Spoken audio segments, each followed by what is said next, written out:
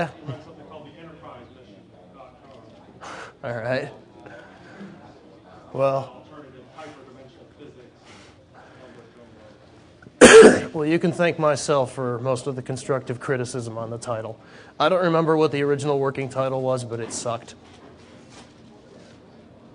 Yeah, okay, so we're like about 10 or 15 seconds out.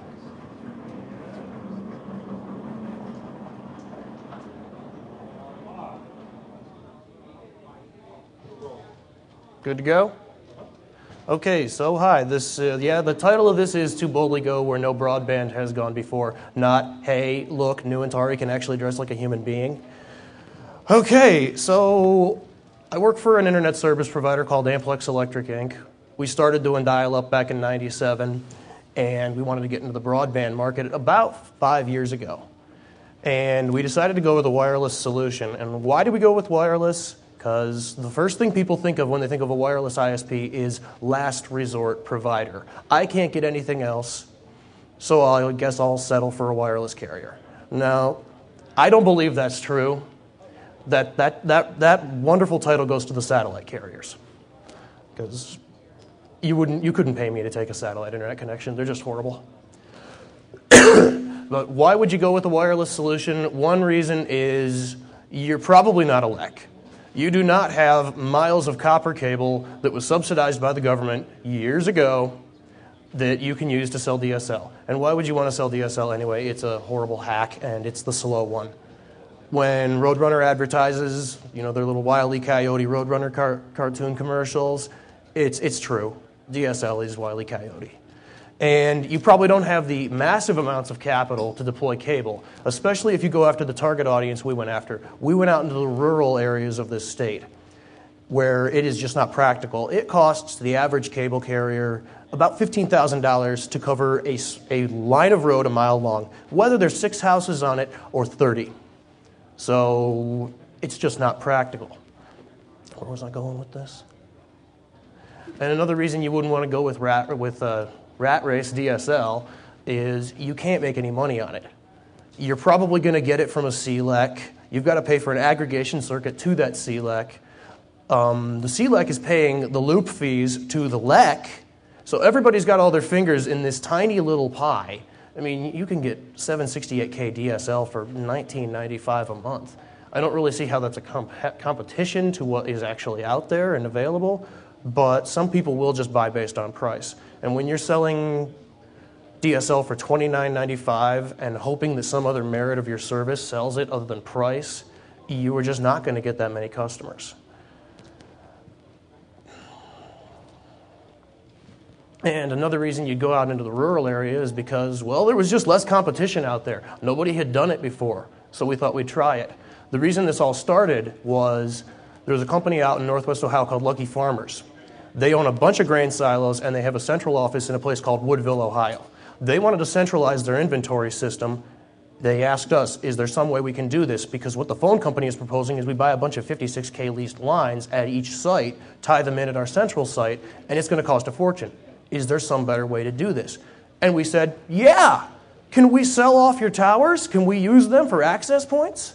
And a match made in heaven was born. And we've since expanded. We make deals with water and sewer districts, municipalities that own water towers. They get free internet. We get a tower. It's really great because buying tower space from some of the tower companies out there, Tower King, you're generally going to be going about $1 a foot an antenna. So if you want 6 antennas at 100 feet, that's $600 a month.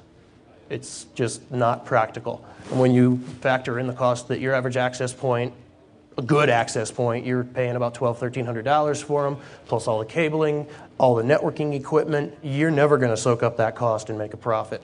So you really need to find some opportunity like this, and we were very lucky. Now, the system that we use, and I'm going to try and make this sure that this talk does not sound like a Canopy sales pitch, but we do use Motorola Canopy, which is not 802.11. I hate 802.11. It drives me crazy. There are a lot of other ones. Wake up. This conference is actually fed by a Trango unit, which has a lot of things in common with Canopy gear, the least of which is it's not 802.11. 802.11 has a bunch of problems. It is great for roaming around this conference with your laptop, with your wireless card, and getting roaming access. That's what it was designed for. You get all these wireless service providers that are trying to shoehorn it into some other situation, last mile delivery, and it doesn't work. Because what 802.11 does at its core is it takes Ethernet signaling and Ethernet's flow control, which is essentially collision detection, and adds a few cheap hacks on top, like clear to send, and calls this a time-sharing system. So let's say that this projector right here is the access point, and we are all clients off of this. You people in the back there, you're miles out. You people are miles out. I'm a couple miles out. And I'm standing here talking to this omnidirectional access point, going, I've got traffic, I'm sending stuff, and you're all trying to do stuff too. The more people you jam onto an access point in 802.11, the slower it gets, because 802.11 makes an assumption. It thinks that you can all see each other at least a little bit. And when you've got a directional antenna pointed at an access point and somebody else has got a directional antenna pointed at an access point from miles away, they cannot see each other. They will happily both scream at the access point at the same time, very frequently. The odds of this happening go way up as you add customers. Another problem with 802.11 is you only have the 11 channels, and in reality, only 3 of them do not bleed all over each other. You've got 1, you've got 6, you've got 11. So you can mitigate this. You can put 3 access points, 120-degree sectors at a tower site, and that will mitigate it for a little while. But then what happens when you start having that problem? Customers on this 120 over here interfering with customers over here. So what do you do then? Well, you can reuse frequencies. You can put 60-degree sectors up, and you can have 1 and 1 facing this way, and 11 and 11 facing this way, and 6 and 6 facing this way. That's about it. Unless you can achieve 100 degrees of vertical separation, you are not going to put any more access points on that tower. You are done. And it's really the only frequency. Yeah, I know there's 802.11a, which is 5.7. I have never seen that work in any kind of long-distance environment. It is just pathetic how weak it is. Where else am I going with this?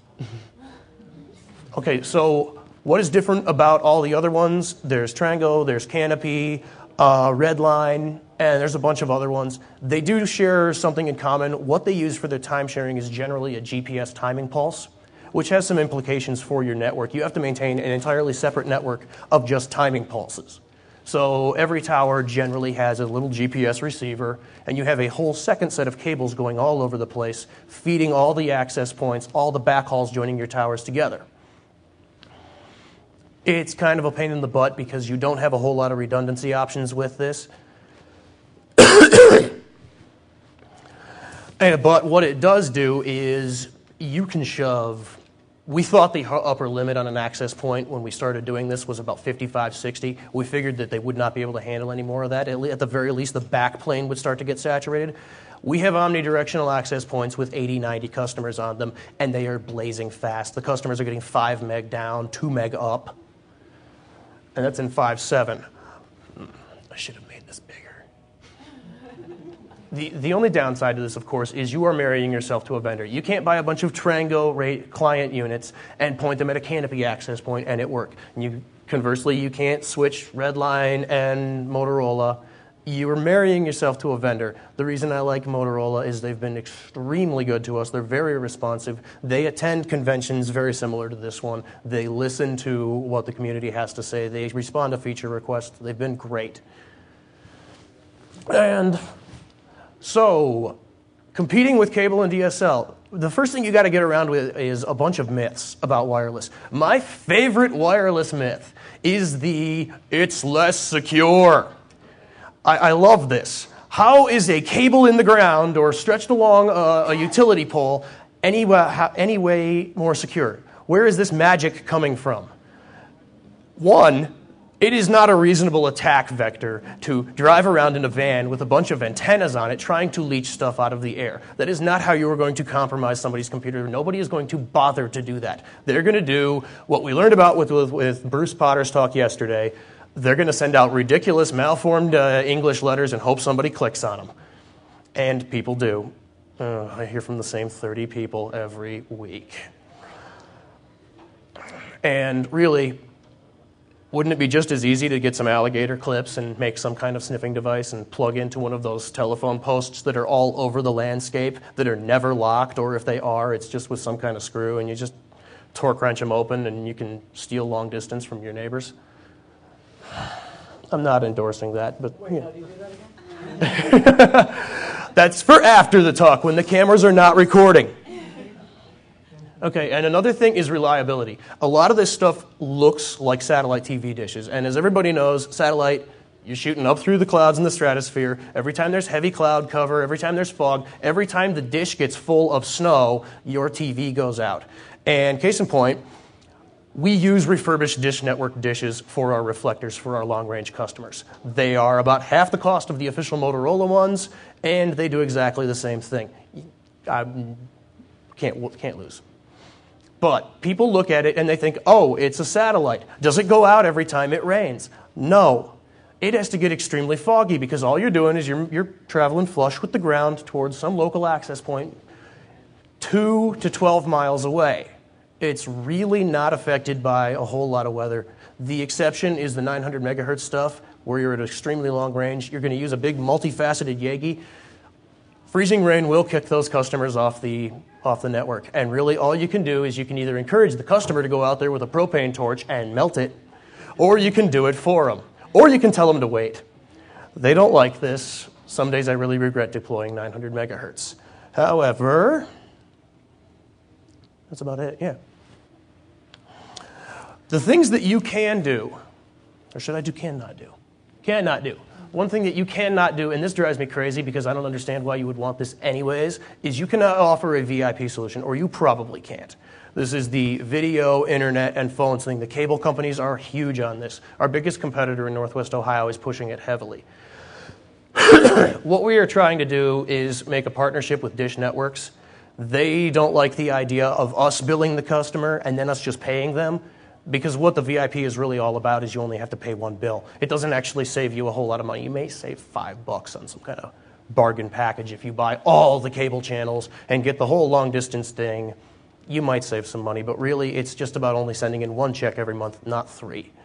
And phones, if you trust your network enough and you want to deal with the 911 hassle, you could probably do some kind of voice over IP solution. I'm of the impression that we need to do this to stay competitive. My boss is absolutely terrified of doing this and doesn't want to have to learn to run a phone switch, even an asterisk-based one, even though we already have one. And another thing you cannot do is you cannot compete on price. You can compete on honesty about your price. If you ever get a DSL bill, Sprint United is great about this. They advertise the $19.95 DSL package. One, it comes burstable up to 768K, down to 128K up, whoop-de-doo. And you get your first month's bill, and there's all these little $2 and $3 charges, and you're paying $30-40 for your service. People hate that. People always ask us, well, how many other additional fees are there? None. My service is $49.95. That's what your bill is going to say. What really gets me is when the DSL companies charge you tax. I love that. Residential broadband in Ohio is not taxable, but they tax you.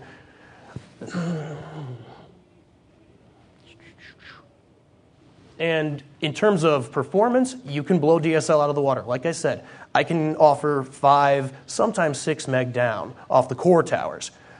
4.5 off on the outlying ones just because we don't have backhaul links that can handle the congestion because we're poor. And in the service department, this is where you can really shine. I am talking about a lot of people out in rural areas. They do not want to talk to someone in India. I have had people actually put a dollar amount on talking to an English-speaking person. And they call me and they go, oh, well, who am I going to talk to if I have a problem? Do I have to call some other number? No, sir, you call me. You're going to develop a rapport with your customers. And as much as it's very tempting when these companies call and say, hey, why don't you consider outsourcing your tech support? You can save a lot of time. It's really tempting because I can't stand talking to some of these people. Like I said, I talk to the same 30 people every week. The same 30 people. It never ends. They never learn. The rest of them I hear from twice. Once to install, once to say, hey, this is great, and then they never call again. It's wonderful. But I believe it would be business suicide to outsource our tech support, because then I don't have any advantage over the cable companies that are charging just about the same thing we are and can offer the VIP solution. I have, tier 1 tech support that, just read off a script, and if you don't fit any of those, then they escalate you, and people hate that. And our customers seem to really appreciate the fact that we have resisted the urge to outsource our tech support despite the fact that I'm starting to buckle under the load. Okay, I just did all that. Now, going along with this whole thing, since I'm talking about tech support, there's really only 3 things you have to do to be good at it. You don't even need to be all that technically inclined. Be honest. Be honest. People are going to call in, and I don't know where this belief came from, but people are going to call in and say, is the server down?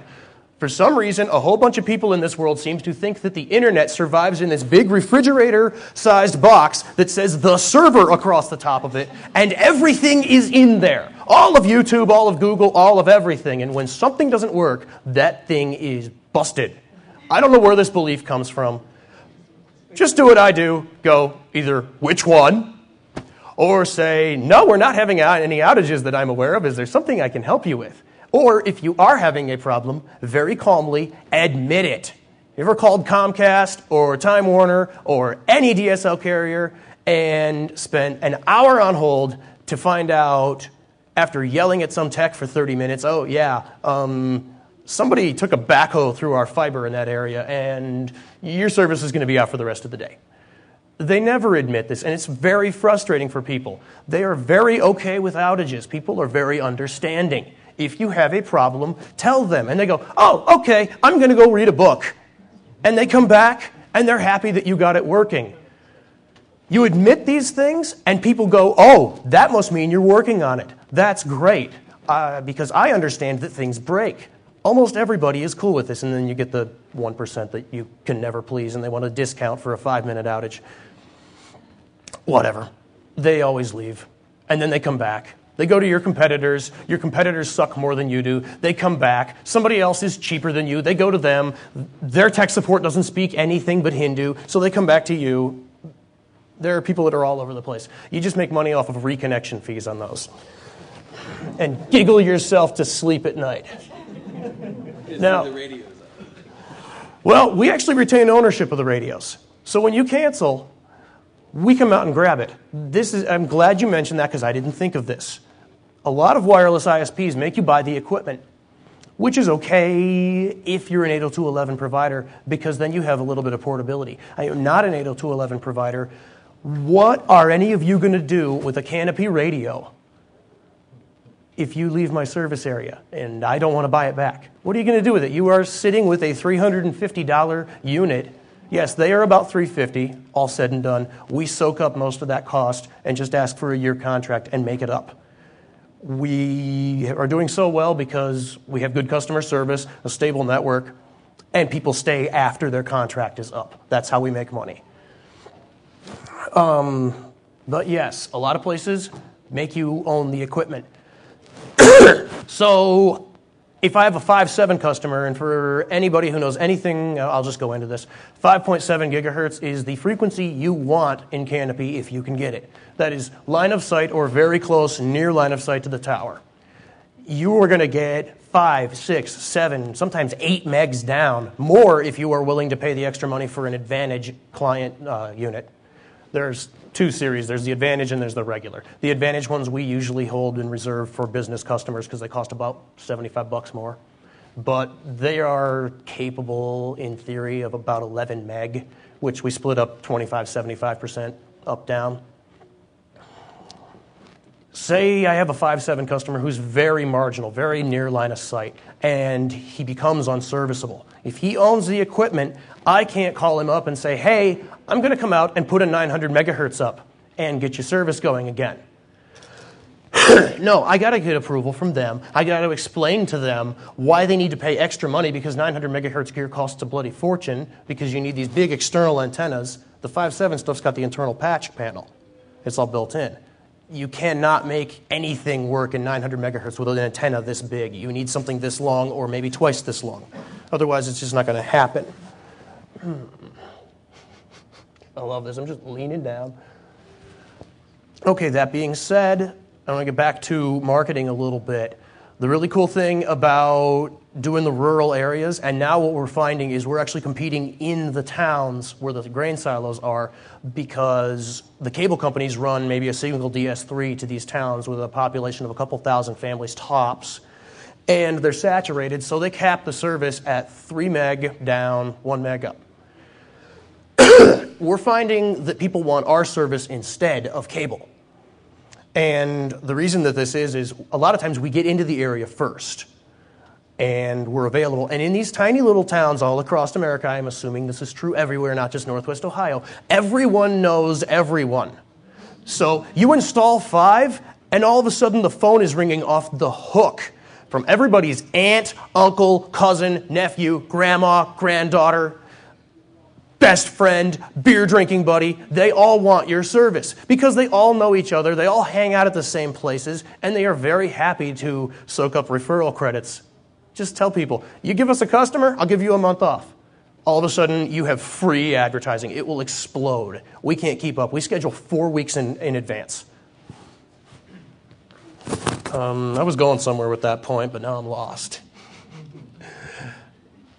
So my point was, yes, beat cable into the town with your service, get us an established client base, and then the people who don't hear about you right away, they are going to order the cable when it is available, thinking it is the first thing in their town, or maybe they switch from DSL because, like I said, I hate DSL. Everybody hates DSL, or most people do. They switch to cable, and then they find out that they can get a lot more speed and a lot friendlier support from you guys. And all of a sudden, you're not getting calls from people saying, hey, I'm out here in the sticks, and all I can get is 28.8 on my stinking modem. Can you guys offer something? You're not getting those calls anymore. All of a sudden, you're getting, all I get is 2.5 meg down on my Time Warner cable modem. Can you go faster than that? Yes, sir, I can. Okay, so that's pretty much all the marketing theory I got for you. I'll talk a little bit about infrastructure. My network is essentially a triangle, the routed core. I've got a point of presence in Toledo where I don't actually have any wireless, but I've got peering with a major fiber carrier. Well, they're minor. They're Northwest Ohio only, Buckeye Telesystems. And we sell a lot of fiber stuff over their network in the city of Toledo. We do not do wireless in Toledo. It just seems really pointless. All the congestion, all the interference, every little 802.11 access point interfering with anything in 2.4 we could ever hope to use. It's just pointless. So we sell fiber optics in Toledo. Metro Ethernet used to be T1s. Those are going away. That's a dying technology. It's expensive. I love calling up our legacy T1 customers and saying, hey, can I offer you more speed, the same reliability, for less, and I still make more money off you? Where do you sign up? You know, it's great. But that's not really the focus of this talk, and I'm getting sidetracked. From that point in Toledo, I've got 100 meg Ethernet to the base of a grain silo. It's actually in the men's room, is where the DMARC is. I don't know why they put it there, but it's really, really hilarious to go in there and be in the men's room working on the Juniper router, looking at the copy of Hustler magazine. These farmers have a 100 meg connection to a backbone, and they don't use it, ever. They have the smallest traffic graph of anybody on my network, yet they have porn all over this silo. It's creepy. They have porn at the top of the silo. You ride the lift, and there's Jugs magazine. All right! I don't want to be up here anymore. The rat droppings were bad enough, but now it's just creepy. All right, from there, I've got another proprietary wireless system made by a company called Dragon Wave. And they only sell stuff in licensed spectrum. So you got to call the FCC and you got to request a band. They will actually help you with this, and it's not hard. It'll cost you a lot of money. $3,000 will cover you for 10 years. And you get this exclusive band that you can do whatever the heck you want with, as long as you don't move the antennas anywhere. You get it for a very specific geographic location. What I like about these is they've got Giga-E interfaces. It's 100 meg, and it's actually 100 meg. They are software upgradable to 250. And if you want to buy a second pair, you put 2 of them, and they actually will go the whole 500 meg. And these things are amazing. They guaranteed us 5 nines availability on these things when they sold us to them. sold them to us. I didn't believe them. I thought, bullshit. Even wireless isn't this reliable, but really the reason wireless can be very reliable is you are not relying on another company. You don't have the fiber carrier or the copper carrier, the phone company. You don't have to deal with them. It's your thing. It's your job to keep it running. It's as reliable as you want to be dedicated, which is a point I skipped earlier on. I'll get back to that. This thing has actually been more reliable than the 100 meg Ethernet over fiber going in the other direction out of this pop. And in the other pop, at the other end of this wireless link, is our other DS3s. So I've got DS3s here, something in the middle, and a DS3 joining them this way. So I've got lots of redundancy, lots of bandwidth. These two here are directly attached to the wireless network, which has some implications. The rest of the network is all switched. We tried it with routed. We tried putting little routers at every tower and using OSPF, open shortest path first. And it kind of worked. We were using MikroTiks running Router OS, which is basically Linux with a few hacks thrown on top of it and a nice GUI. And we were using some Socrus boards, Net 5501s with the 4-card expansion running OpenBSD. Now, I know Theo and Hennig are going to hate me for saying this, but there is no good OSPF implementation in a small package that you can put at a grain silo or a water tower. It just doesn't exist. I know they're really working hard. I like OpenBSD. I like the OpenOSPF implementation. I run it at my house to play with it, and I can break it anytime I want. Catch me after. I'll tell you how to kernel panic an OpenBSD box without even thinking about it. In fact, that's how I discovered the bug. And the MikroTiks, they have this nice little habit of saying, I've got a neighbor over there. He's trying to form an adjacency with me. I'm going to let him think he has, but I'm not going to accept any routes from him. And the one side will happily think it has an adjacency. The other half is ignoring it, and they will just do this. And the only thing you can do is reboot them. Now, what both of these platforms do have is a phenomenal rapid spanning tree implementation. So switch out your entire network, create a mesh. Don't just centralize your network with single points of failure. Create loops on your network with redundant backhauls and use spanning tree. Spanning tree, for those not in the know, is you're essentially creating a layer 2 broadcast loop. And then you are intelligently using managed switches saying, okay, this link is the backup. And one of the two switches on that link says, okay, I'm going to shut my interface down, and the other one keeps listening for that interface to come back up. You can get a pretty good convergence time, under 2 seconds, where you drop a link somewhere, it just goes around the other way. Now, like I said before, our network, we have 2 gateways on our network. Some of our traffic goes to the northern tower. Some of our traffic tries to get to the southern tower by default. Rapid spanning tree, at its most fundamental, assumes that your network has a single concentration point, not 2. And so you run into some problems. What happens if my northern tower becomes all Jericho-esque and is just gone? It's the default gateway for the northern half of my network. Yeah, I got all this layer 2 redundancy, but my layer 3 is trying to get to this tower that's not here anymore, which is where VRRP comes in, Virtual Router Redundancy Protocol. Just running between these 2 towers. You can do this on a sub-interface or a VLAN level. And I can say VLANs 1, 2, and 3 are my northern traffic best course of action. And I've got standbys over here. And VLANs 4, 5, and 6 are my southern traffic, best way out of the network. And I've got backups over here. You lose one, the IP addresses of the gateways just happily move over. And so you marry it with a little OSPF, a little rapid spanning tree, and a little VRRP, and you have an extremely redundant network. How am I doing on time? 12:40? Oh, wow, I'm exactly where I want to be. Okay. Oh, yeah, and I forgot to mention, I'm not doing slides. I had slides, and then I was listening to Jason Scott talk, and I became very inspired to not use slides because I hated them. I thought they would really bore everybody. I hope I'm not boring you now. Still think you should have put the one thing on slide. What's that? Your sheet. Oh, funny. Sheet, oh, funny? The receipt. Oh, okay. Everybody who wants to see the receipt from the world's worst customer, just bug me after the talk. I will happily tell you the story of this. It's hysterical. I didn't have a scanner. Otherwise, I guess I would. Yes, sir. How many wireless points of presence do you have? Right around 15. We're covering about 900 square miles right now.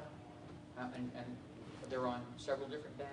Radio Yeah, for customers, we use exclusively 900 megahertz, 2.4 gigahertz, and 5.7. We do have some backhauls in, like I said, the licensed spectrum, 18 and 22 gigahertz. Or is it 1.8? I forget. It's 18. And we also have some unlicensed backhauls in, we use a lot of 5.7 because 5.7 has very few power restrictions. You can get a 5.7 backhaul, I think, 28 miles with reflectors, 20 meg. Anything past that, and it'll happily step down to 10 meg, but it'll still do it. 5.2 is kind of nice for your really close-in things because 5.7 spectrum is precious. Like I said, if your customers can get it, you want to give it to them. It's the fast one. 900 is your last resort, and I'll get into that in just a second. 5.2 is like 5.7. You can fit a lot of data through it, but it has severe power restrictions on it based on what the FCC says you can and can't do. You're only good for about 5 miles range point to point, and only about 2.5 miles range point to multi-point.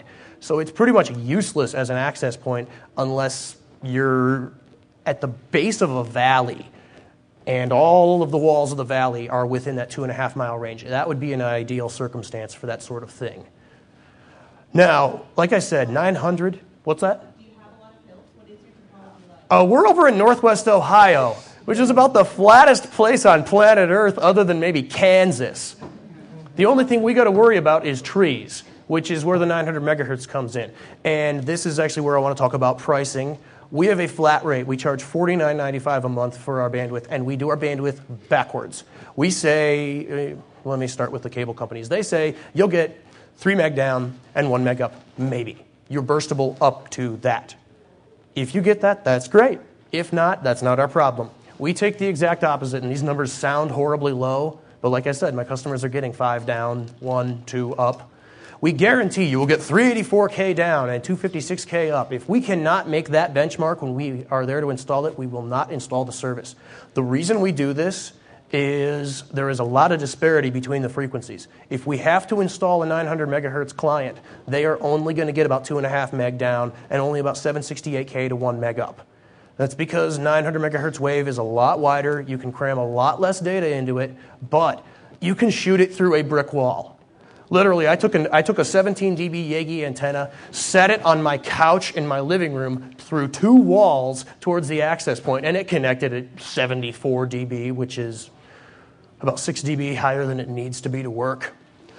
The other problem is 900 is the most prone to interference. Incidentally, the dish on the roof feeding the con is 900. I have no idea how they expected to run 900 in a metropolitan area with all the pager traffic at 890 megahertz interfering with it like crazy, but it seems to be working just fine.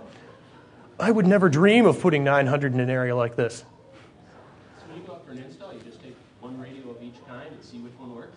We think them out a little bit. Google Maps is awesome. Literally, you get a piece of paper and you just put yourself a little straight edge where the house is. You might have to ask the customers, do you have a pond in your backyard? Do you have a pool? Do you have a red barn?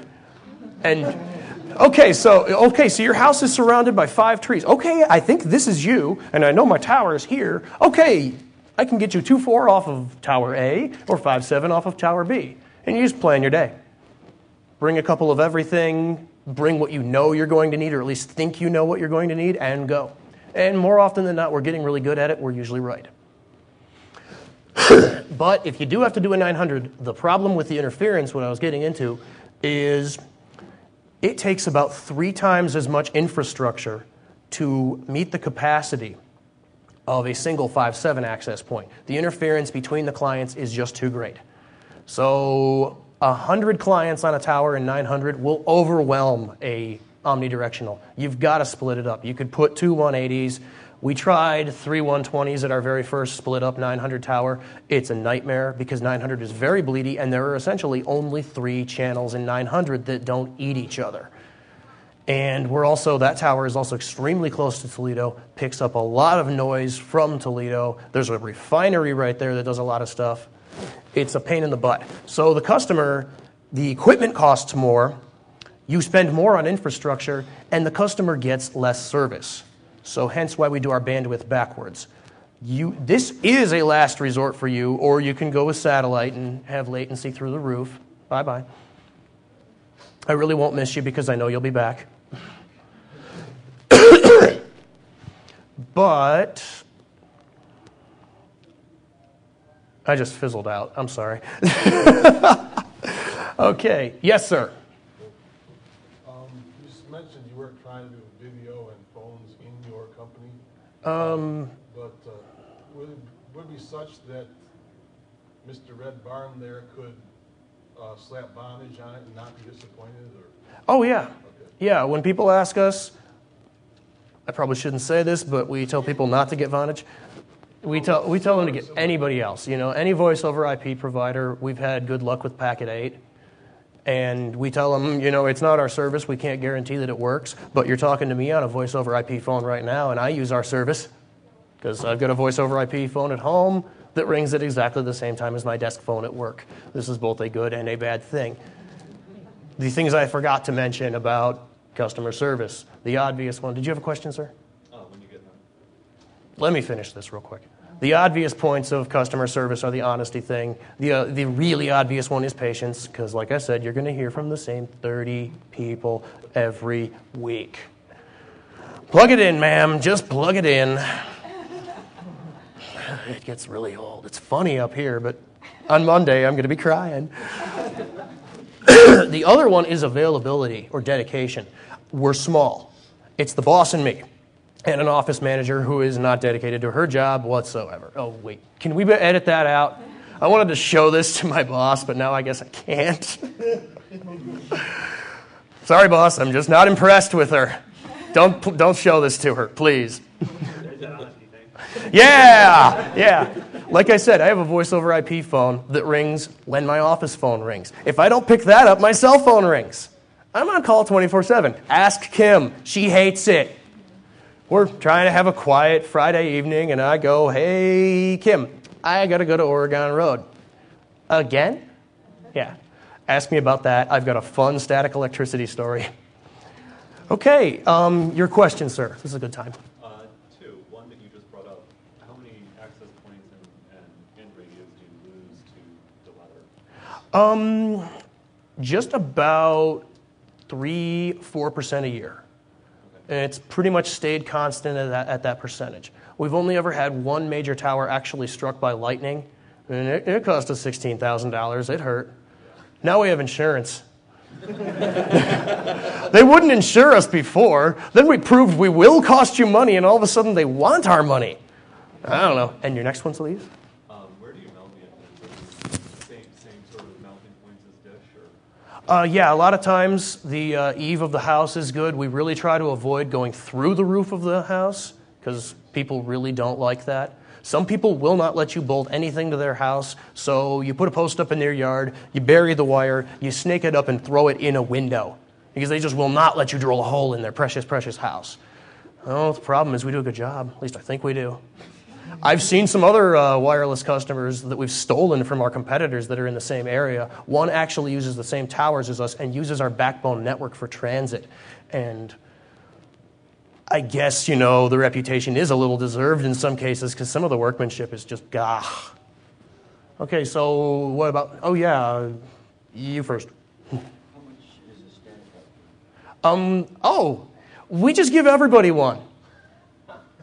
We assign them via DHCP, but we just let everybody have a static IP. It was just easier that way. I've got a beautiful website that tells me all the IPs that we've been allocated by Aaron, which ones are used, which ones are free, and we just go down the list. New customer off the Greytown Tower, okay, you're da-dum, 5.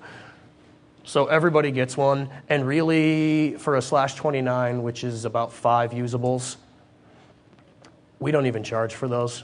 Businesses want a block of them. We just give them a VLAN, and there, you've got your own little network. Go crazy.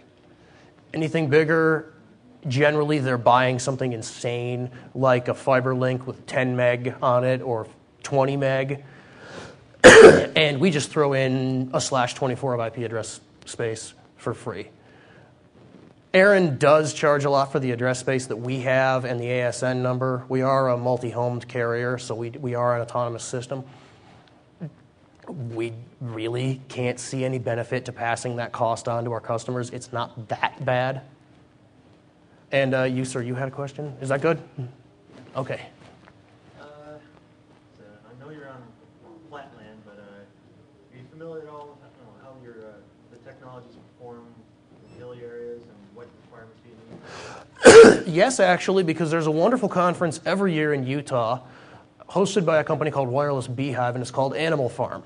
And WISPs from all over the country, it's mostly Canopy stuff because we met all these guys on the Canopy mailing list. They get together and they discuss the ins and outs of their service in various terrains. And there are people using it in hilly areas, basically try to get it to the top of the hill for your access point and just service the people you can. There's a guy in Florida who can't use dishes because the high winds will rip them off the house, so he is restricted to very short-range customers. The technology works just about anywhere except completely buried in the trees. Really, about the only thing I had left to talk about was the need for redundancy, and it's kind of boring.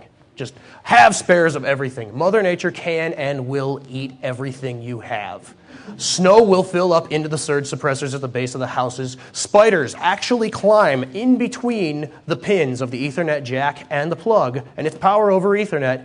They complete a circuit and they blow it out. I swear, wolf spiders are the stupidest creatures alive because this happens all the time. Fortunately, the surge suppressors are really nice. Motorola makes a nice surge suppressor, and it does do its job. Don't replace very many network cards, but man, I go to a lot of customers' houses and go, here's your problem. This thing did its job. We just replace those for free. Have spare access points on hand. If you want horror stories, bug me afterwards. I would love to tell horror stories, but I could go on for hours. In case you haven't noticed, I like to talk. We're pretty close to the end, aren't we? Oh, yes, sir. How many wireless customers do you have? We're pushing right about 1,000 right now. We're right about at the end, so questions, please, because that's really about all I had to say. What percentage of your customer base is fiber versus wireless? Oh, we're about 99% wireless. Really? We're only allowed to sell business circuits over Buckeye's fiber network in Toledo. They won't let us sell their fiber to the home, which they're just rolling out, so we don't even try. Yes, sir. If you were to break out just the wireless part of your business, and when you started that, 5 years ago? Uh-huh. At what point do you break even with the number of wireless customers if you just segmented out that part of the business? Individually? Well, I mean, at some point you got to the point where it was profitable in the wireless part of it. Yeah. I mean, I'm sure there's a lot of overlap. Overall, I would say we're constantly adding new tower sites, so it's a sliding scale. But I would say overall, we probably broke even about 2 years into the project, with the exception of the customers that we just added, because like I said, those radios are about $300, $350, depending on how many you buy in bulk. And that price keeps going down for us because we're buying more and more at a time. And at 2 years, how many wireless customers did you have? I think we had about 400, maybe 350, and it's really taken off recently. And how many wireless points of presence did you have at that point? Oh, about 11. Yeah, so we've added a few more since then, and we've actually segmented some towers where we take the omnidirectional access point down and replace it with 3 120s, 5.7, and take that Omni and put it at a new site. I grew up in a rural area in northeastern Pennsylvania, Mm-hmm. and I still have family and a bunch of friends there. I don't live there anymore. I live in Philadelphia, but there's no broadband access other than the local exchange carrier, and they have horrible DSL service. Mm-hmm. It's limited. They give you 3 gigs a month, and they charge you a fortune on top of that. Yeah. And I've been thinking there's got to be some sort of wireless solution Mm-hmm. Yeah. to do that. But I'm trying to figure out at what point would it break even Mm-hmm. to do that, because there's like one of the neighbors has a silo on the top of the hill. There's line of sight to everybody in the valley. Mm-hmm. But would it at what point would it be feasible to have a T1 and then set something like that up? Mm-hmm. Yeah. Really, I think one reason that we did survive is we had other revenue streams. We do a lot of web hosting as well. In fact, that's basically how I got the job, is I know a lot about Apache. I knew a lot less about networking 5 years ago, let me tell you. Is the area where you're primarily established, are you having any problems with people moving out of rural areas? The rural areas around me are turning into ghost towns. There's still people who want broadband. Mm-hmm. Yeah. Their kids don't. Not really. I'd say for every 50 customers I sign up, I lose one. I'm not kidding. And I get customers call up and threaten to cancel, and then they never do. And it's always the ones you can never please, but then they find out what the competition is like and decide that as much as they hate me, they hate the other guy more. Actually, a lot of people around Toledo are moving out into the rural areas. Because I don't know if you've ever been to Toledo. It is nothing special. We moved out into the rural areas. Kim and I moved into our coverage area because I wanted really fast service and Time Warner sucks. Any more? I think we're right about at the end of our time, if I'm guessing correctly. About 6 minutes. 6 whole minutes? Okay, please, questions. Come on, I'm dancing up here. Is there government funding available to service or to get service to underserviced areas? Because I know that in Canada we give out money. Yes, actually there is, but I'm never going to see any of it. How come you'll never see it? Because I'm already successful and don't need it. But you're exactly the kind of person in Canada that we would give money to, because you can prove a track record. Mm-hmm. So if we're going to give $500,000 to someone, we want to give it to someone who already knows how to set up a network. Yeah, that's what I would think would be the logical course of action too, but this is America. Our politicians are idiots. There are two big things that I'm greatly aware of. One, Carty Finkbeiner, the wonderful, wonderful mayor of the city of Toledo. Seriously, Google that name. There are some really funny things out there about this man. He wants to do the citywide 802.11 coverage. But this is rural. I mean, Yeah. it comes from the farming ministry, basically. It comes from NOTACON, which is the All right, Farm and all right. Agriculture Ministry. All right, well then let me talk about the other one. Strickland, the mayor or the governor of Ohio, is really pushing for a statewide coverage. But the last I checked, everybody that was bidding on doing it wanted to do it with 802.11. I don't know if people just don't know any better. We tried 802.11. I have hard knowledge that this will not work. But I mean, What they put in, because I've got, locally, I've got very, very hilly topography, Mhm. and we did not go with 802.11. We basically have the same setup that you've got, where we've got a range of different frequencies All right. that service a range of different things, and ultimately, if someone is in the equivalent of a block of trees or the bottom of a valley, they're responsible for putting up, essentially, we call it a periscope. We don't call it a tower. all right, fair enough. So, but All right, if there are no other questions, I would just like to thank you all for coming. This has been a lot of fun. I hope you all enjoyed it. And I'd like to thank Froggy and Tiger and everybody who makes NOTACON possible, because I'm having a blast. Thank you. Thank you very much.